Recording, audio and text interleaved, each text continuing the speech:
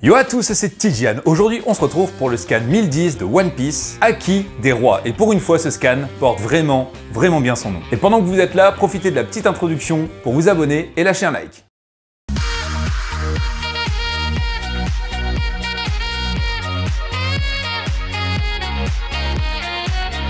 Ce scan recommence là où le précédent s'était arrêté, c'est-à-dire la chute de Charlotte Lilin de l'île de Onigashima qui est en train de flotter dans le ciel par le pouvoir de Kaido. Bien sûr, un Yonko qui se noie, ce serait vraiment la loose et forcément, elle allait pas se noyer, elle allait soit être sauvée par son équipage, soit, il y a un de ses sbires, des parties de son âme, qui allait pouvoir la sauver. Et c'est donc au début de ce scan qu'on a une erreur qui va être fatale à Kaido, c'est-à-dire qu'au lieu d'achever Luffy au chapeau de paille, il va aider Charlotte Lilin, même s'il dit qu'il n'a pas le temps de l'aider, il va quand même empêcher Zoro de détruire Prométhée pour qu'il puisse aller sauver sa maman. C'était sans compter sur le fait que Trafalgar Law essaie de faire gagner un maximum de temps à Zoro, sauf que il prend assez cher et du coup Prométhée arrive à aller sauver Charlotte Lilin. Mais ça veut dire que pendant tout le temps où Charlotte est tombée et le moment où elle va devoir remonter, ils sont tout seuls avec Kaido, ils vont donc pouvoir le battre. C'était sans compter sur Kid et Killer qui donc décident de descendre d'Onigashima pour aller faire la peau à la vieille peau. Alors par contre, je sais pas trop comment ils vont se battre parce que normalement Big Mom sera dans les airs porté par Prométhée et l'un des deux est un utilisateur de fruits du démon mais ils savent pas voler tous les deux donc je sais pas trop comment va se passer le combat. Puisqu'on sait que Sanji lui il sait voler dans les airs mais je pense pas que Kid et Killer sachent le faire. Bref, ça laisse donc Kaido avec Zoro qui est à moitié mort puisqu'il a tous ses os brisés, Law qui est aussi en état de faiblesse puisqu'ils ont déjà fait un beau combat contre deux Yonko, ils sont encore en vie, c'est un exploit. Et Luffy qui est pour l'instant complètement KO. Alors on ne sait pas ce qu'est en train de préparer Prométhée, mais on a vraiment l'impression qu'il veut remplacer Zeus. On voit que les nuages sont en train de se former, je sais pas exactement ce qui va se passer. Mais l'impression est que Prométhée,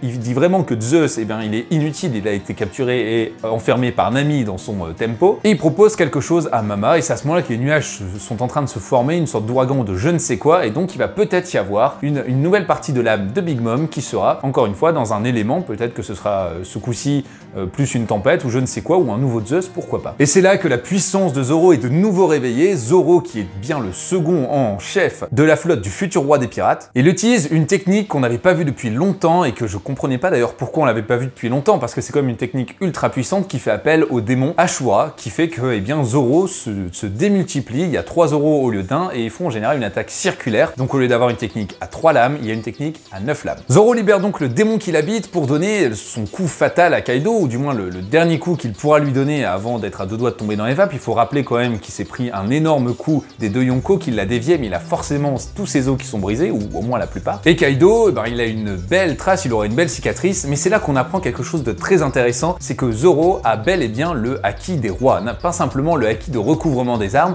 mais le Haki des rois, et il aurait peut-être même certainement recouvert ses armes de Haki des rois. Après ce petit coup, Zoro s'écroule de fatigue, en même temps il s'est pris énormément de coups, ses os sont brisés, il y a bien un moment où il a une limite, mais on a appris qu'il a le Haki des rois et lui du coup il l'a appris aussi parce que ça m'étonnerait que Kaido se soit trompé là-dessus. Law se dit que c'est le bon moment pour attaquer, sauf que simplement il se fait jarter comme un simple moucheron par Kaido, et c'est là que Luffy se réveille. Alors d'un côté c'est ultra badass, d'un côté c'est pas du tout logique, Luffy a déjà utilisé son Gear Force, Luffy s'est pris énormément de coups de Kaido, il faut savoir qu'au début de l'arc de Wano il s'en prenait un, il était KO. Et là d'un coup il se réveille, pas comme si de rien n'était mais presque, et ça c'est un peu cheaté parce que normalement il est plus censé être en état de se battre, mais d'un autre côté tant mieux parce que sinon ce serait la fin de One Piece. Bref, il utilise l'entraînement de Yogoro plus l'impression qu'a donné le combat contre Kaido pour apprendre qu'on peut revêtir son corps de Haki des rois. C'est aussi cumulé avec ce qu'on vient d'apprendre sur Zoro puisque du coup Zoro arrive à mettre le Haki des rois sur ses sabres. Il aura quand même fallu beaucoup de temps à Luffy pour comprendre que les armes pouvaient être enduites de Haki des rois et donc aussi les points des utilisateurs, parce que nous on le sait quand même depuis le premier coup qu'a porté Kaido à Luffy. Souvenez-vous, tous ces traits noirs qui sont sortis de la massue de Kaido,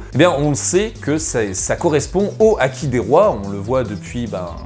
un bon moment maintenant, même depuis le combat contre Doflamingo où les deux Haki des rois se sont entrechoqués. Donc là on n'apprend pas grand chose, on apprend juste que Luffy en a conscience et que donc maintenant il va pouvoir l'utiliser grâce à l'entraînement de Yogoro. C'est un énorme power-up en plein milieu d'un combat, mais ça on commence à avoir l'habitude avec Luffy puisqu'il a quand même appris à voir dans le futur en se battant contre Katakuri. Luffy, futur roi des pirates, n'a pas que ça à faire, il teste donc sa nouvelle technique tout de suite sur Kaido et le moins qu'on puisse dire c'est que c'est sacrément efficace parce que Kaido, il prend grave cher quand même là. Il prend cher alors que Luffy ne le touche même pas avec ses poings, en tout cas indirectement puisqu'il le frappe avec